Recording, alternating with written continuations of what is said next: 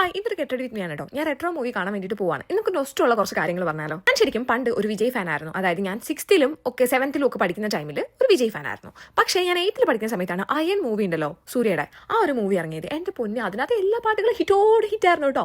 അതായത് നമ്മുടെ സൂര്യയും തമ്മനെയും കൂടെയുള്ള കുറേ പാട്ടുകൾ ഹിറ്റായിരുന്നു. അതിന് മുന്നേ കുറേ അടിപൊളി ഹിറ്റ് പടങ്ങൾ സൂര്യയുടെ ഇറങ്ങിയിട്ടുണ്ടെങ്കിലും ഈ ഒരു പടം കൊണ്ട് ഞാൻ പുള്ളിയുടെ ഫാനായി. പടമല്ല, അതിലെ പാട്ടുകൾ കൊണ്ട് എന്ന് വേണമെങ്കിൽ പറയാം. എന്നാ ഒരു ലുക്കാണ് അല്ലേ. അന്നൊക്കെ ഉണ്ടല്ലോ, നമുക്കിതുപോലെ അലക്സ ഇല്ല, ഫോണില്ല, സ്പോട്ടിഫൈയില്ല, ഒരു തേങ്ങയില്ല. അപ്പോൾ നമ്മൾ ചെയ്യുന്നത് എന്താണെന്ന് വെച്ചാൽ ഈ CD ഉണ്ടല്ലോ, CD കൊണ്ടുപോയി റൈറ്റ് ചെയ്യും. അതായത് നമുക്ക് ഇഷ്ടമുള്ള പാട്ടുകൾ പറഞ്ഞു കൊടുത്താൽ ആ പാട്ടുകൾ CD-ലോട്ട് റൈറ്റ് ചെയ്ത് തരും. ഞാൻ 8ലും 9ലും 10ലും ഒക്കെ പഠിക്കുന്ന സമയത്ത് എൻ്റെ പണി തന്നെ ഇതായിരുന്നു കേട്ടോ. അതായത് ഒരു മൂവി ഇറങ്ങി കഴിഞ്ഞാൽ കൂടുതലും ഞാൻ അന്ന് കേൾക്കുന്നത് തമിഴ് പാട്ടുകൾ തന്നെയാണ്. അപ്പോൾ പെട്ടെന്ന് തന്നെ CD കൊണ്ടുപോയി റൈറ്റ് ചെയ്തിട്ട് പിന്നെ ആ പാട്ടുകൾ തന്നെ റിപ്പീറ്റ് അടിച്ച് കേട്ടോണ്ടിരിക്കുക. ഇതന്നെയായിരുന്നു പരിപാടി. അപ്പോൾ നമുക്ക് മൂവിയിലോട്ട് വരാം. അപ്പോൾ യെസ്റ്റർഡേ നൈറ്റ് 8 o'clock ഷോയ്ക്കായിരുന്നു കേട്ടോ ഞാൻ പോയിട്ടുണ്ടായിരുന്നത്.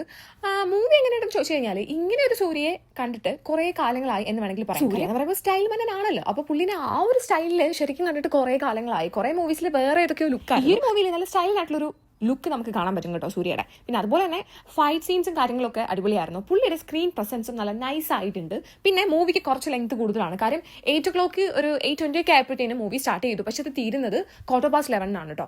അപ്പോൾ അത് കുറച്ച് കൂടുതലല്ലേ, ലെങ്ത് കൂടുതലായിരുന്നു എനിക്ക് തോന്നി. ഫസ്റ്റ് ഹാഫ് വലിയ കുഴപ്പമില്ലായിരുന്നു. സെക്കൻഡ് ഹാഫ് കുറച്ച് കൂടുതൽ എന്താ പറയുന്നത്, കുറച്ച് ലോങ് ആയിട്ട് കണ്ടിരിക്കുന്ന ഒരു മൂവിയാണ്. ഒരു വൺ ടൈം വാച്ചിന് പറ്റിയ നല്ലൊരു എന്റർടൈനർ ആണ്. ഞാൻ പേഴ്സണലി എൻജോയ് ചെയ്തു.